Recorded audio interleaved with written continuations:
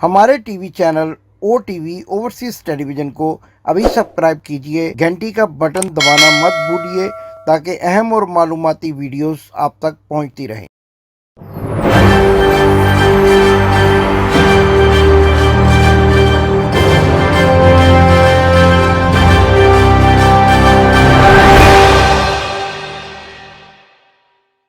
बिस्मिल्लाहिर्रहमानिर्रहीम। नाजरीन, मैं हूं आपका होस्ट इमदाद हुसैन शहजाद, लंदन से अपने व्लॉग लंदन टॉक के साथ आपकी खिदमत में हाजिर हूं। मेरे पास अहम खबर है, बड़ी ही अहम खबर है जनरल बाजवा के मुतालिक, बड़ी अहम खबर है मियाँ बीमार शरीफ के मुतालिक, और बड़ी ही अहम खबर है कि आने वाले पंजाब के ज़िमनी इंतखाबात में किस किस्म का चुर्रू फेरने की तैयारियां हो रही हैं और किस किस्म की धांधली करने के प्लान बनाए जा रहे हैं, किस शख्स को इसका इंचार्ज बनाया गया है, उसका बैकग्राउंड क्या है, ये सारी खबरें आज मैं आपके सामने रखूंगा, इस पर बातचीत करेंगे। लेकिन इससे पहले आपसे गुजारिश है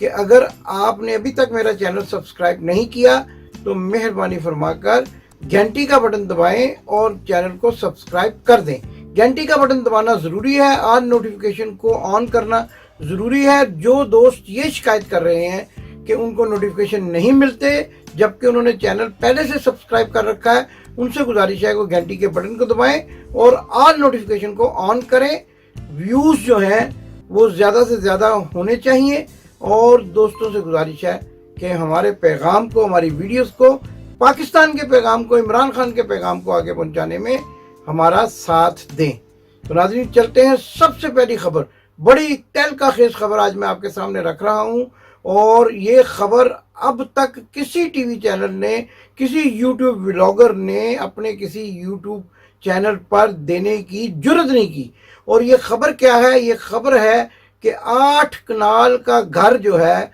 वो इस्लामाबाद के पोश एरिया में जनरल बाजवा के लिए बनाया जा रहा है। लेकिन असल कहानी क्या है? असल कहानी ये है कि उस 8 कनाल के घर को रातों रात 16 कनाल में कैसे बदल दिया गया, उसके साथ वाला प्लॉट उसके साथ जोड़कर 8 और 8 16 कनाल के प्लॉट को एक घर की शक्ल दी जा रही है। और इससे भी बड़ी खबर क्या है? वो ये है कि इस घर की तामीर में बहरिया टाउन के मलक रियाज का अमल दखल क्यों है और उसकी तरफ से मटेरियल और पैसा क्यों लगाया जा रहा है। आपको याद होगा कि ये वही मलक रियाज है तो इससे पहले बराबर हाउस की तामीर करके भी आसफ अली जरदारी को तोहफे के तौर पर दे चुका है। और इसी मलक रियाज के बारे में कई किस्म की ऑडियो वीडियोस जो है मुतनाज़े तौर पर आती रहती हैं जिनसे वो इनकार कर देता है। लेकिन ये मलक रियाज आखिरकार जर्नैलों और सियासतदानों को घर क्यों बना कर देता है, इसके पीछे क्या राज है, इससे भी आज पर्दा उठाना ज़रूरी है। तो आपको याद होगा कि मलक रियाज ने अपने एक इंटरव्यू में मारूफ लफाफा सहाफ़ी सलीम साफ़ी को कहा था कि मैं फाइलों को पहिए लगा देता हूँ और मैं ऐसे लोगों को अपने मातहत मुलाजम रख लेता हूँ जो खुद किसी ज़माने में कई लोगों को अपने मातहत काम करने पर मजबूर करते रहते थे। और वो कौन लोग हैं? वो पाक फौज के रिटायर्ड जनरल हैं जिनको मलक रियाज अपने इदारे में मुलाजमत दे देता है बिला किसी तफरीक, बिला किसी इंटरव्यू, बिला किसी काबिलियत के। वो इसलिए कि फाइल्स को पहिए लगा सकें। और जब कोई बड़ा जनरल, जैसे कि अभी जनरल बाजवा रिटायर होंगे, उनके लिए बड़े बड़े घर बनाकर देना भी मलक रियाज का ही कारनामा है। घरों की तज़ीनो आराइश और घरों में शानदार किस्म का इम्पोर्टेड फर्नीचर, इम्पोर्टेड फिटिंग्स, ये सारा खर्चा मलक रियाज उठा लिया करता है। और हमारी मुसद्दका इतलात के मुताबिक इस मरतबा भी ऐसा ही हो रहा है। और मुबैना तौर पर यह कहा जा रहा है, यह ख्याल जाहिर किया जा रहा है कि जनरल बाजवा का जो घर तैयार हो रहा है उसकी तामीर और तज़ीन में भी मलक रियाज का हाथ है और मलक रियाज ही उसकी तज़ीन और तज़ीन पर भारी रकम खर्च कर रहा है। नाज़रीन, हमारे पास एक और भी बड़ी खबर है और वो हम आपसे कल के व्लॉग में शेयर करेंगे। और वो खबर है जनरल बाजवा को जब एक ऐसे फिर पाकिस्तान के एक ऐसे मजहबी जो है वो फिरके से, मसलक से जोड़ा गया था, कहा गया था और एक फतवा दिया गया था कि जनरल बाजवा का ताल्लुक अहमदी जमात से है, جو کہ پاکستان میں غیر مسلم کہلائے جاتے ہیں۔ اس کے بارے میں آپ کو کل ایک بڑی اہم خبر دوں گا، کس شخصیت نے یہ کہا تھا، فتویٰ دیا تھا، اور پھر کس نے یہ بیچ بچاؤ کرایا۔ اور جنرل باجوہ اس وقت ابھی چیف آف آرمی اسٹاف نہیں بنے تھے، تو کون سے سیاستدان نے جو ہے وہ بیچ بچاؤ کرایا اور ان کی جان اس مولوی صاحب سے چھڑوائی جنہوں نے ان کے احمدی جماعت سے منسلک ہونے کا فتویٰ دیا تھا۔ لیکن آج بھی ایک باز گشت کہاں نہ کہیں سے آتی ہے کہ جس کے بارے میں کہا جاتا ہے کہ جنرل باجوہ کے خاندان کے کئی اہم افراد، یعنی ایک بڑا اہم رشتہ جو ہے وہ جو ہے ان کا تعلق بھی جماعت احمدیہ سے ہے، جو کہ پاکستان کے آئین کے مطابق غیر مسلم قرار دی جا چکی ہے۔ اور اس کے ساتھ ساتھ آپ کو یہ بھی بتاتے چلے جائیں کہ آنے والے ضمنی انتخابات کی تیاریاں مکمل کر لی گئی ہیں۔ اور تیاریاں کیا ہیں؟ کینڈیڈیٹ تو تیاریاں کرتے ہیں، لیکن نوٹوں کو دوبارہ جتانے کے لیے، جو کہ ڈی سیٹ ہو گئے تھے 20 نشستوں پر، 20 نشستوں پر، ان کو دوبارہ جتانے کے لیے اب جرلو پھیرنے کا اہتمام کیا جا رہا ہے۔ جرلو پنجابی میں جھاڑو کو بھی کہتے ہیں اور داندنی کو بھی کہتے ہیں۔ داندنی کو جب جرلو اور داندنے کا نام دیا جائے تو معاملات کافی حد تک مشکوک ہو جاتے ہیں۔ اس سلسلے میں ایک بریگیڈیئر راشد کی ڈیوٹی لگائی گئی ہے۔ اب آپ خود سوچئے کہ جب نیوٹرل یہ کہتے ہیں کہ ہم تو جناب غیر سیاسی ہیں، ہمارا سیاست سے تعلق ہی کوئی نہیں ہے، اور ٹھیک ہے آپ نے سیکیورٹی دینی ہے تو آپ سیکیورٹی کی یونٹ وہاں پہ متعین کریں جہاں الیکشن ہو رہے ہیں، 20 حلقوں میں جہاں الیکشن ہو رہے ہیں، سیکیورٹی اہلکاروں کو متعین کریں، لیکن ایک بریگیڈیئر کو یہ ٹاسک دینا کہ یہ الیکشن ہر صورت میں لوٹوں کو جتانا ہے، سابقہ اور موجودہ لوٹے جو ہیں، وہ ایک بڑی ہی فکر مند بات ہے، اور پاکستان کی سیاست میں، پاکستان کی سیاست کی تاریخ میں ایک سیاہ دھبا ثابت ہوگی۔ اور بریگیڈیئر راشد کی جو ہے وہ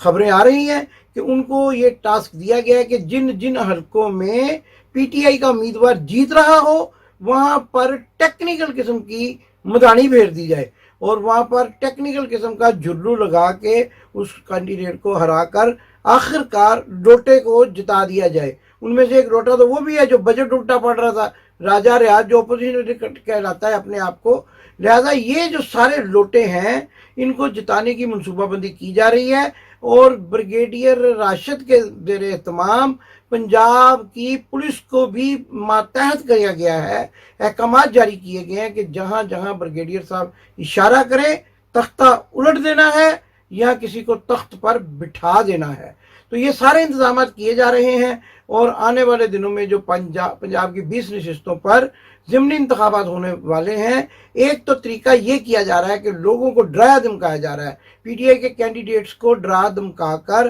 وڈرا کرانے کی بھی کوشش کی جا رہی ہے تاکہ ہم نے من پسند لوٹوں کو جتایا جا سکے۔ دوسرا طریقہ پولیس کو بھی بریگیڈیئر راشد کے ماتحت کیا گیا ہے، اور یہ کہا گیا ہے کہ جیسا بریگیڈیئر راشد صاحب کہیں، اور وہاں پر جہاں پر جھگڑے کروائے جائیں پھر وہاں پولیس پہنچے، پولنگ سٹیشن بند کروائے جائیں، پولنگ رکوا دی جائے، تاکہ آخر کار نتیجہ جو ہے اپنے من پسند لوٹے کے حق میں کر لیا جائے۔ تو ایک بڑی پلاننگ، بڑی واردات، اور اس کے ساتھ ساتھ کئی اور باریک وارداتیں بھی جو ہیں وہ بھی ہونے جا رہی ہیں۔ آنے والے دنوں میں آپ کو سب پتہ چل جائے گا۔ لیکن یہ کیوں کر رہے ہیں سب کچھ؟ یہ اس لیے کر رہے ہیں کہ یہ عمران خان کی مقبولیت سے خوف زدہ ہیں، ان کی کانپیں ٹانک رہی ہیں، اور ان کو یہ سمجھ نہیں آ رہی ہے۔ کبھی ایوان اقمال میں بیٹھ کے پنجاب کا بجٹ پیش کرنے کی کوشش کرتے ہیں۔ اس سے بھی اطلاع آپ کو دیتا چلا جاؤں کہ گورنر پنجاب بلیغ الرحمان کو وہ جو ہے ایک قانونی نوٹس سرو کیا گیا ہے کہ انہوں نے ایوان اقمال میں بجٹ اجلاس کیسے بلوایا، اور یوں لگتا ہے کہ آنے والے چند دنوں میں حمزہ شہباز شریف کی حکومت کی مکمل چھٹی ہو جائے گی، جس کی وجہ سے بکھلا کر اب جو ہے آنے والے 20 حلقوں میں ضمنی الیکشن میں جھلو پھیرنے کی تیاری کی جا رہی ہے، اور اس جھلو کے ذریعے پھر دوبارہ سے حمزہ شہباز کو